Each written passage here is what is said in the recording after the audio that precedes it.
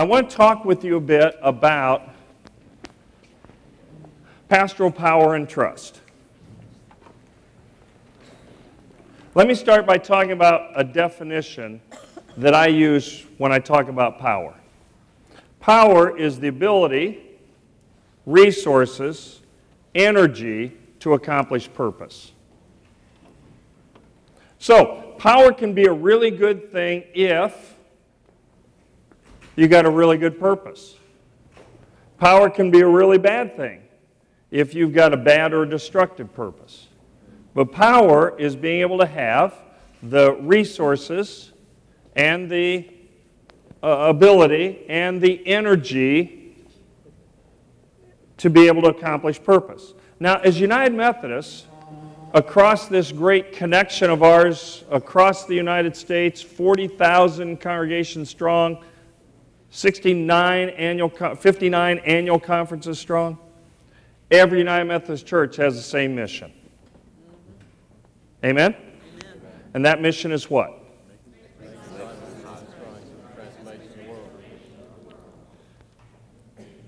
When I started ministry in 1970, I cannot tell you the number of times that we argued, harangued, whether even we needed an understanding of a mission, whether we ought to be doing evangelism, and what in the world that means. Now, I go literally coast to coast, up and down the country. And when I ask that question of a gathered group of United Methodists in virtually any annual conference, I was in California 2 weeks ago. I was in Illinois last week. I'm in North Carolina this week. I'll be in Texas. I'll be in Kansas the following week and Texas the week after that. And when I ask that question, I get the same response, and I never get tired of it. So for us as United Methodists, power is the ability, resources, and energy to accomplish making disciples of Jesus Christ for the transformation of the world. We're going to unpack that a little more as we move through the day, but we'll start there. Now, when you're the pastor coming into a new appointment, there are two primary sources of the power you have, the power being the resources and the ability and the energy to accomplish the purpose that the bishops appointed you to help the congregation fulfill in the life of that church. And those two sources are God and the folks you serve. Now, sometimes some clergy do not realize, recognize, affirm, or actualize the power they've received from God to help accomplish their purpose. Now, I don't mean bully, I don't mean dictate, but I mean simply recognize, you've been commissioned, you've been ordained, you've been licensed, you've been appointed to a certain office, and so to begin to do what the bishop told me in 1977 when I sat on that kneeler and the bishop put hands on me, and I'm not an emotional kind of person, but I tell you what, that was a powerful emotional experience when the bishop laid those hands on and said, "Take thou authority." Now, the authority that was to take was to lead, to preach, to teach, to administer the sacraments, to do pastoral ministry. Not boss, not bully, not get your own way. Okay? Take thou authority. So there's a certain authority that's been bestowed on us by the call that we've received from God. Makes sense, right? Why would God call us to something that God has not empowered us to? But see, that's not just reserved for pastors. That's also true for laypersons. Amen? God calls lay people to particular kind of ministries in the life of the church, and God will never call you to ministry in which God has not gifted and empowered you to do that ministry. So, of course, with clergy, that's true. Now, the second source of that power, not just from God, but also from the folks that we serve. Now, the amount of that power that we have, or if you will, the trust that we have from the congregation that we're entering into, will depend upon a fair amount of factors. So let me sort of walk that through, okay? So in other words, John Maxwell describes it as change. And he uses what I think is a wonderful, helpful analogy. He describes it this way. If we're going to help lead a change in the church, the question we have to ask is, do I have enough change in my pocket? Change being trust. Do I have enough change in my pocket to help lead this change? We need to do that kind of assessment. And typically, early on in the life of the church, we may not have a lot of change. So early on in ministry, in each church I served, I'm trying to build trust, get change in my pocket, so I can help lead change that helps us accomplish the mission God's called us to. Does that all make sense? Now, I come in with an initial kind of stack of change. What are the factors? And when you're ready, stick your hand up, stand up, I'll repeat it. But I'd like for you to help me with this, all right? What are the factors that will determine how much trust you're going to have in the pastor just walking in the door? Whether it's high, whether it's low, what factors will help impact how much trust you're going to have with that new pastor? Give me one. Past experiences with previous pastors. Good. So the past experience with previous pastors, all right? 3 pastors, 4 years, all left ministry. How much trust did I have walking in the door? None. They had their hand out. You owe us. You know? They left a past due bill. So, no, not a lot of trust. Okay?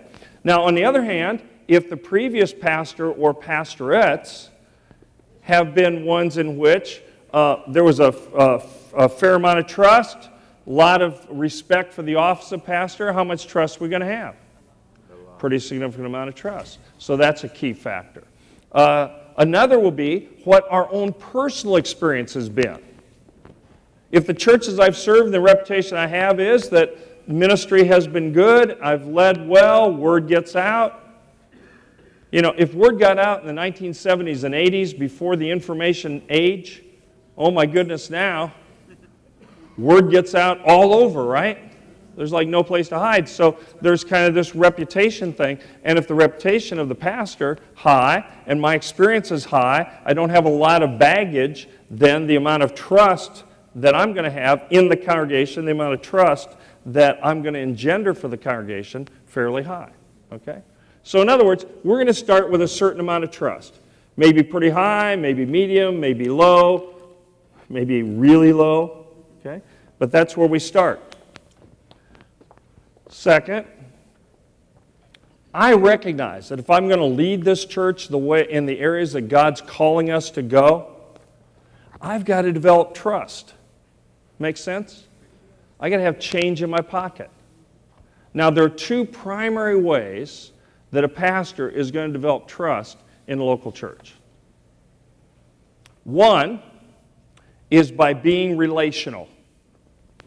And the smaller the church, the more significant that'll be.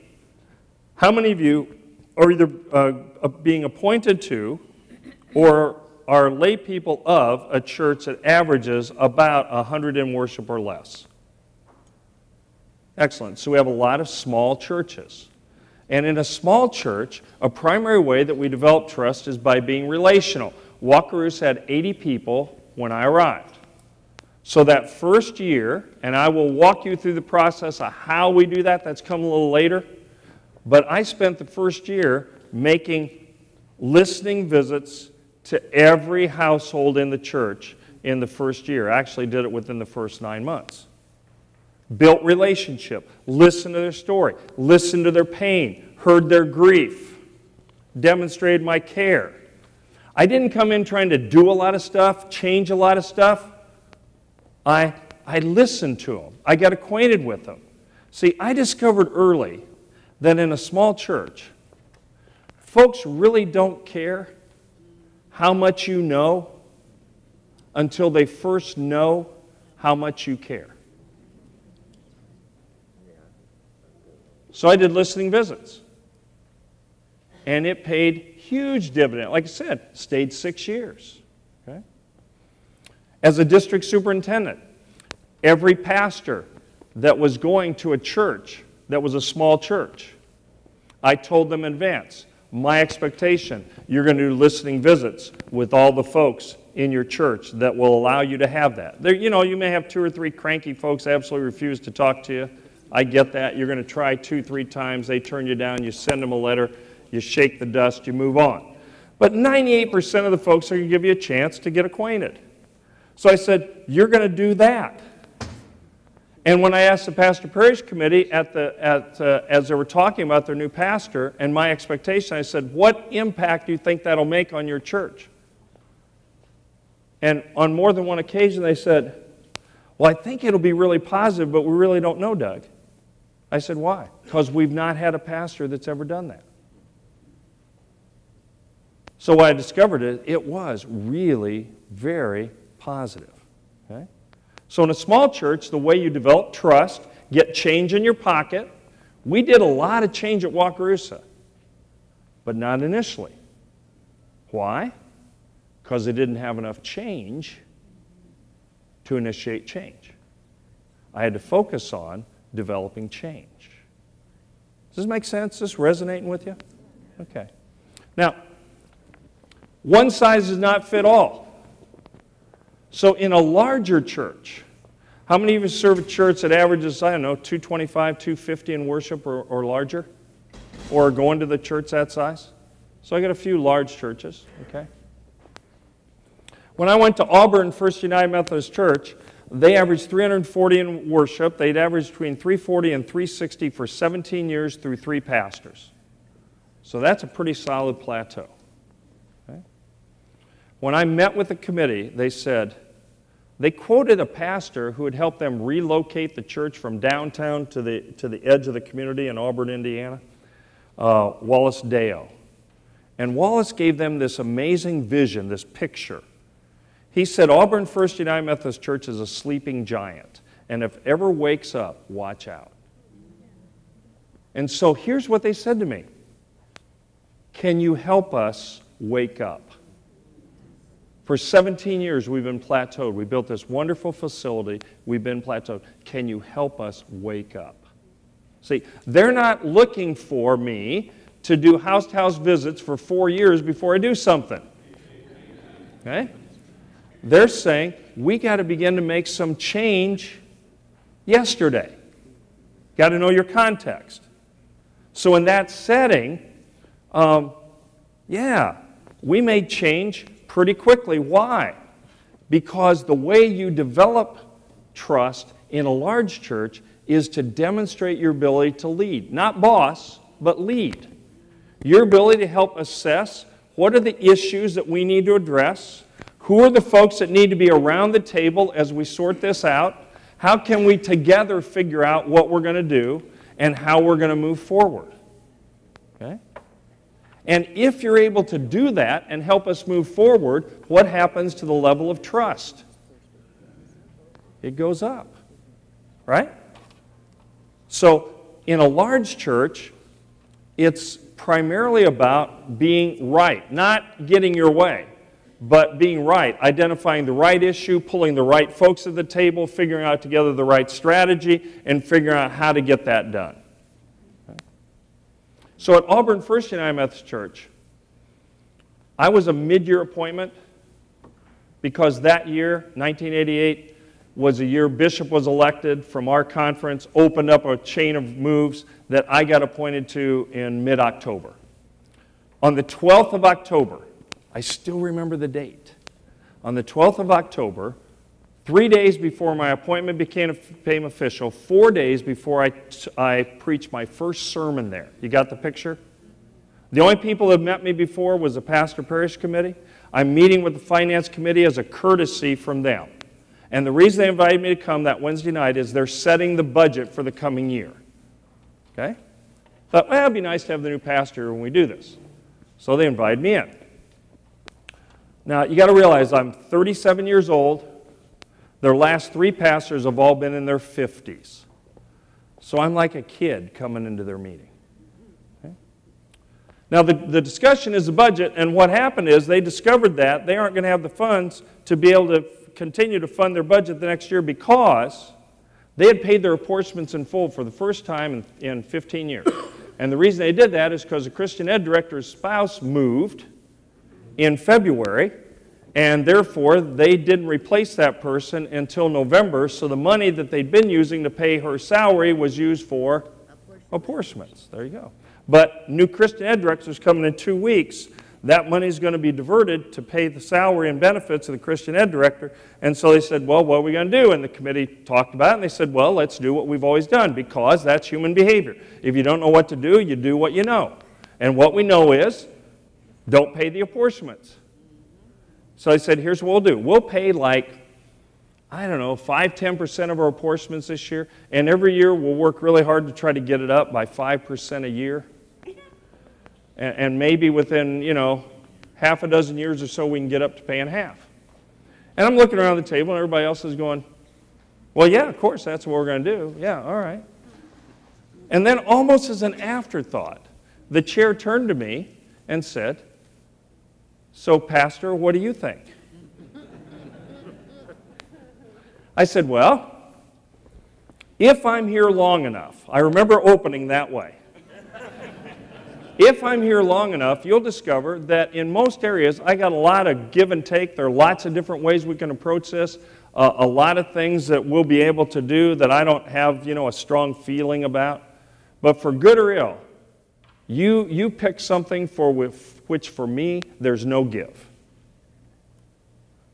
So you ask me, what do I think about this budget and this discussion? I would describe it this way. This whole discussion is out of order. We don't talk about whether we pay our apportionments or not. We don't talk about whether you're United Methodist Church or not. So no, this is out of order. We're United Methodist Church.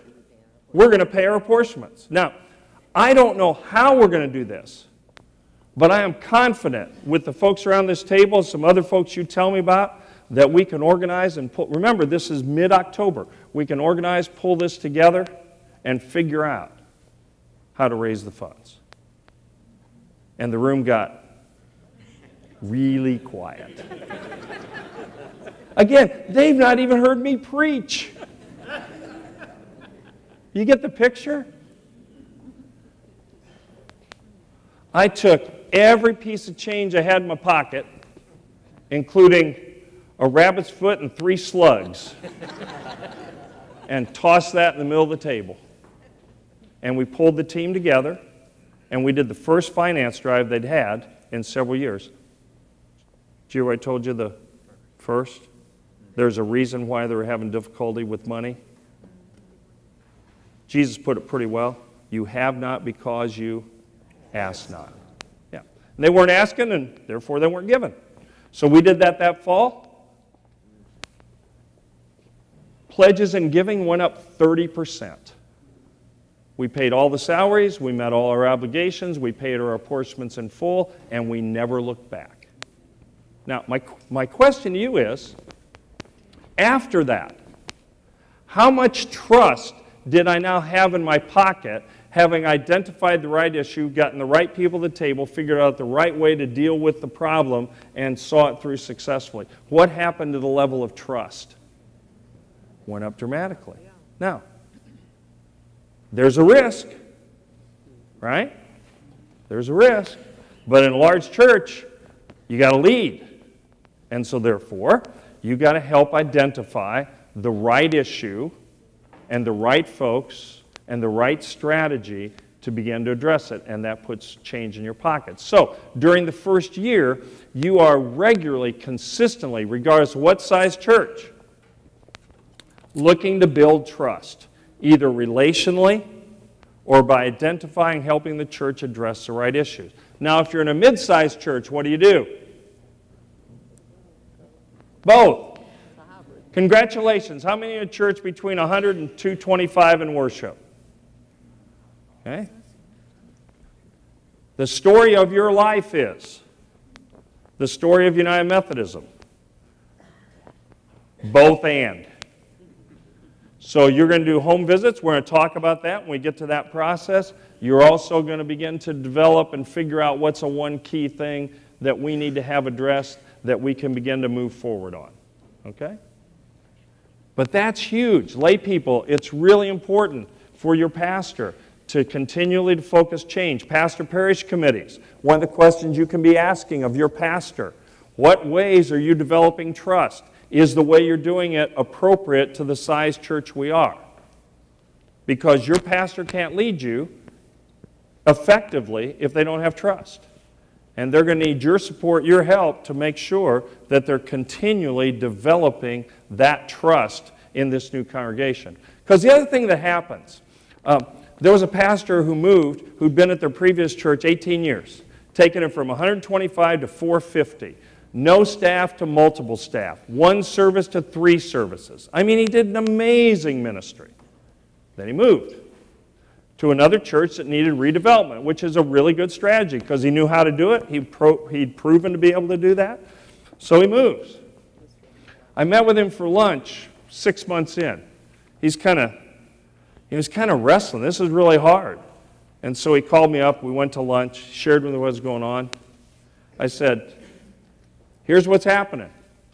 For 18 years, or at least 15 of those 18 years, how big was your stack of chips at your former church? How big was your change? How much change did you accumulate?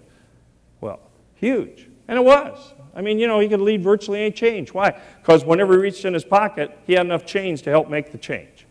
Make sense? But you know what happens to all that change when you leave that church? It's gone. So it comes to the new church trying to lead change and getting all kinds of pushback, and it's just frustrating to him. I go, hey, you don't have the change in your pocket. You got to develop the change in order to make the change. So he shifted his strategy, shifted his tactic, began to develop the things that would develop trust. Met with him 3 months ago. How's it going? Going really well. I said, how come? He said, I got enough change in my pocket. So that's a really good shorthand way of helping understand how you lead. You cannot lead change if you don't have the change in your pocket, the trust that's there. So in a smaller church, it's primarily relational. In a larger church, it's primarily being right. But it's never used to get my way. It's not about getting my way. It's about using the change, using the trust to help us discern and to fulfill God's way. Now, let me give you an opportunity at your table, 5 minutes or so. What way will be important for you to develop trust in the church that you're going to? How big do you hunch the stack of change is that's there because of the experience of that church? What strategy will you use to develop trust? How will you utilize that? Everybody clear? So let me give you a chance to sort of debrief that, think about that in the context of where you're going or who's coming. And I'll interrupt you in about 5-6 minutes, so enjoy your conversation.